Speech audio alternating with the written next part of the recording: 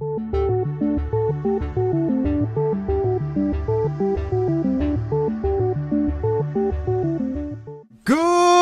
morning, Bitcoins! This is MadBitcoins, live from the Bitcoin 22 conference in Miami. We're joined by Ken, a Bitcoin artist. How's it going, Ken? Good, thank you. Yeah, enjoying myself. So we're standing in front of your works right here. This is the Bitcoin Atlas. What can you tell us about this piece? Well, Bitcoin Atlas was inspired by when I was reading the Bitcoin Standard, and I came to the conclusion that Bitcoin had, and it was you need a sense of responsibility to understand Bitcoin. So I came up with the concept of Bitcoin Atlas, like as the Atlas stands at the edge of the world, holding a Bitcoin node on its shoulders, gold and silver crashes against the rocks over the edge of the world. Oh, that's great. So the golden and silver ship represent gold and silver kind of going over the edge there. Right. Losing trust, losing faith. And that's great. I really like your work because it has not just the main figure, but like the sub figures, a lot of little details and things. What can you tell us about the rabbit in the corner here? Well, the rabbit is waiting patiently to orange pill or red pill the next victim, so to speak, and stands in front of a as the tree goes burr. So you see the dollars going off in the distance here. Also reminds me a little of Alice in Wonderland, following the white rabbit. Yes, very much so, yeah. A lot of people talk about going down the rabbit hole when they experience Bitcoin. What happened to you when you learned about Bitcoin?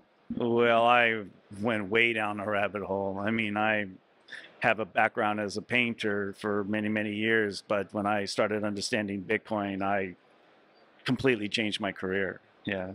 How did it change your art? Did you see it as a way to perhaps make money? When I saw Bitcoin and the QR code specifically, I was like, I should have a YouTube show or a poster, and we'd put a QR code on it. And then even if people like the show, they could send me like $1 or whatever, they could try it out. And unlike everything else I do where YouTube takes a cut or Twitter takes a cut or some bank takes a cut, nobody took a cut of my Bitcoin donations. Even if it was $1, it went into the pile with the others and it had a chance, as opposed to like YouTube taking 50 to 70%, giving me 30 cents on the dollar. What influenced your work on that?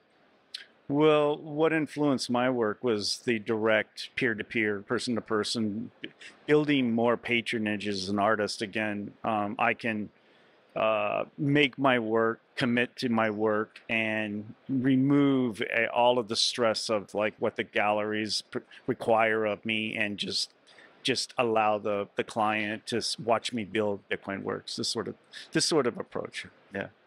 So it's almost like the gallery system was in a way blocking artists, and now we've gone back more towards a kind of a Medici patron system where the artists get support directly from the patrons, and then if they like the art, that's enough. It doesn't have to be critically acclaimed, doesn't have to be in a New York gallery. It can be in the Bitcoin gallery here and still sell, still be a success, right? Correct.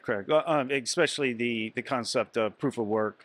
And I could slow down because as a painter, in a gallery system, it's a high impact environment. But as a painter with Bitcoin, I could slow down, see that my future is going to grow my wealth instead of like chasing wealth.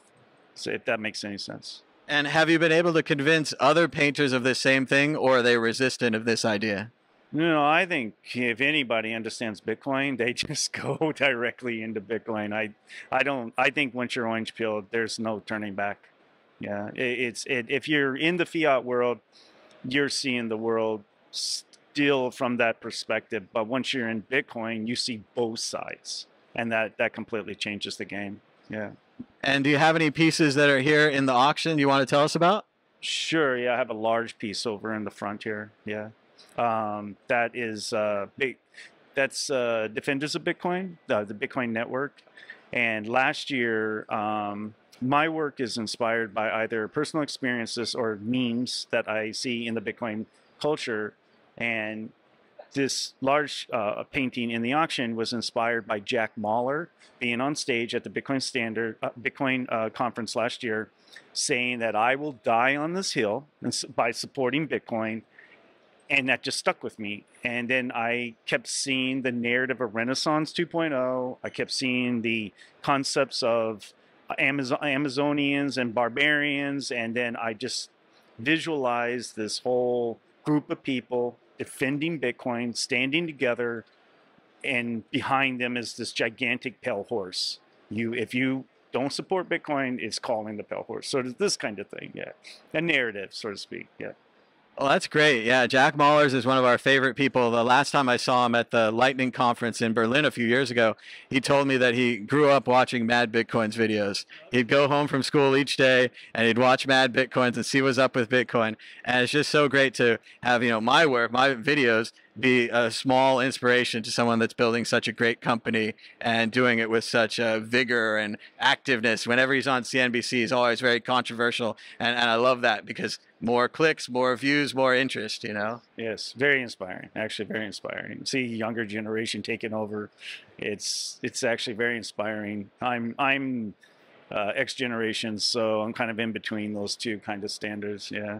Yeah, Chomsky released a really depressing report yesterday on the condition of the world. And at the end of it, he said, the one hope is that the young people are trying to fight the old people who are wrecking everything. And they're very dedicated. They're very hardworking. And Chomsky at 95 was like, these young people are the hope. That's the best. That's the best I can give you. Yeah. Let's leave it with that with Chomsky. Yeah, because he said not some good things before as well. But I agree. And where can people learn more about your work?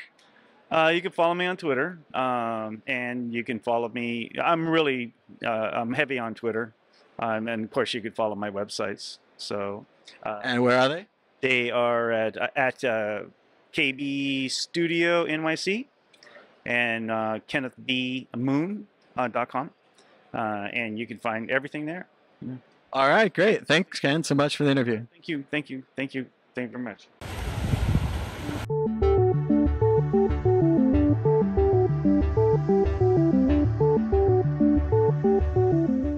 Good morning, Bitcoins!